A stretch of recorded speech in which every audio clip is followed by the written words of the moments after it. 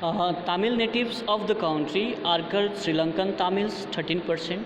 The rest, whose forefathers came from India as plantation workers during colonial period, are called Indian Tamils.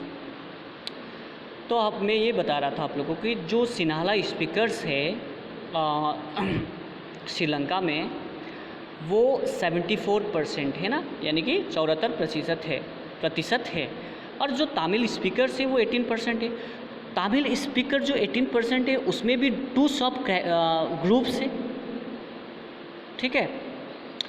जो तमिल भाषा बोलने वाले लोग हैं जो कि श्रीलंका देश का ही वहीं पर ही उसका जन्म हुआ है और श्रीलंका का है, ठीक है, तो उसको श्रीलंकन तमिल्स कहा गया, ठीक है, कहा जाता है। 13% श्रीलंकन तमिल्स 13% है। और बाकी जो 5% तमिल स्पीकर्स है जिसका पूर्वज भारत से आया था श्रीलंका में, इसलिए plantation as a plantation workers, ठीक है। जबकि कॉलोनियल पीरियड के टाइम पर, यानी कि उपनिवेशवाद का सिस्टम था, पहले समय था, कॉलोनियल सिस्टम था, जैसे कि इंडिया ब्रिटिश के अधीन में था, उसी तरह श्रीलंका भी ब्रिटिश के अधीन में जब था तो श्रीलंका में इंडिया से लोगों को लाया गया था प्लांटेशन के लिए, ठीक है। तो उसके बाद जब श्रीलंका को इंडिपेंडेंट मिला, ठीक है, उसके बाद भी जो भारत से गए हुए लोग वहीं का ही क्या हो गया, नागरिक हो गया, ठीक है। तो उन लोगों को कहा गया है इंडियन तमिल यहाँ पर, ठीक है। तो इंडियन तमिल्स, ये तमिल्स स्पीकर्स में भी तमिल स्पीकिंग पीपल में भी 2 सब कैटेगरीज़ हैं, 2 सब ग्रुप्स हैं। एक है श्रीलंकन तमिल्स और दूसरा है इंडियन तमिल्स, ठीक है।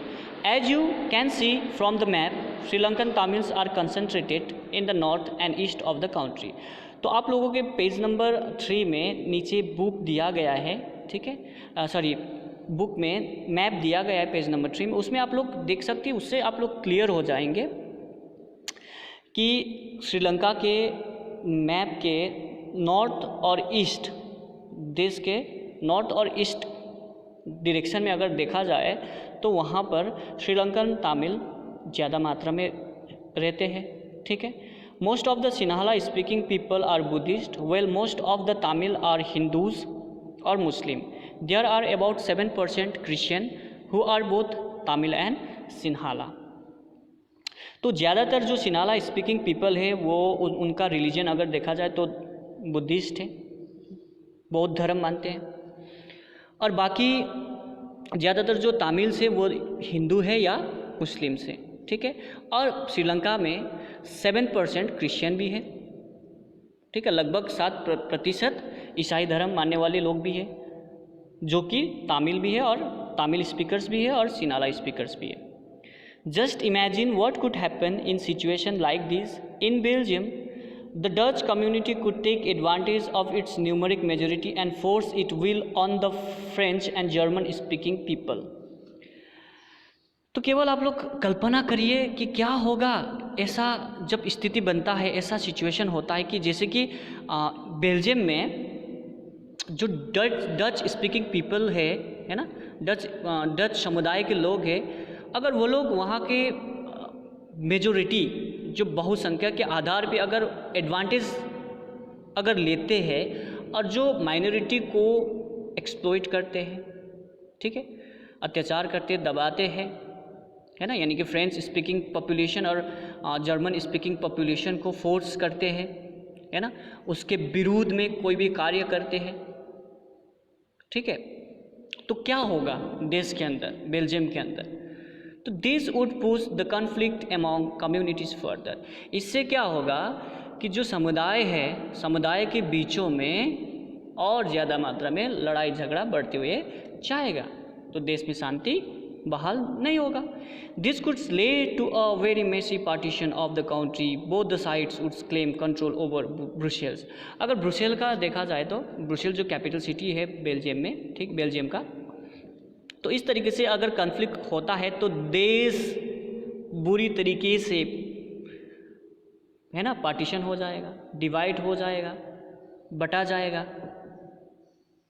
देश बटा जाएगा। और दोनों तरफ से, है ना, काउंट्री के जो फ्रेंच स्पीकिंग पीपल है, डच स्पीकिंग पीपल है, वो सब क्या करने लगेंगे, ब्रुसेल को कंट्रोल करेंगे, कंट्रोल का घोषणा करेंगे, क्लेम कंट्रोल ओवर ब्रुसेल, है ना, यानी कि ब्रुसेल को पाना चाहेंगे दोनों, तो लड़ाई होगा, झगड़ा होगा, तो बेल्जियम के अपने ही लोग मारा जाएगा।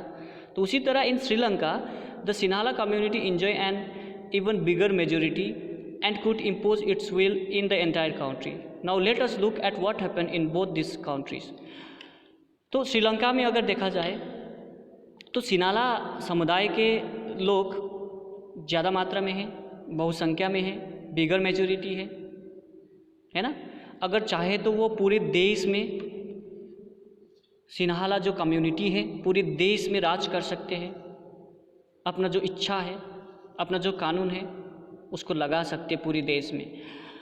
तो चलिए हम लोग नेक्स्ट वीडियो लेक्चर में पढ़ेंगे कि क्या होगा ये दोनों कंट्रीज़ के बीच में। अब जो बेल्जियम का जो इतनी कम्प्लेक्स है और जो श्रीलंका के अंदर भी जो इतनी कम्प्लेक्स है ना, जो डाइवर्सिटी है, ठीक है, तो उसको किस तरीके से मैनेज किया जाएगा, किस तरीके से एकोमोडेशन किया जाएगा, उसको हम लोग नेक्स्ट वीडियो लेक्चर में पढ़ेंगे।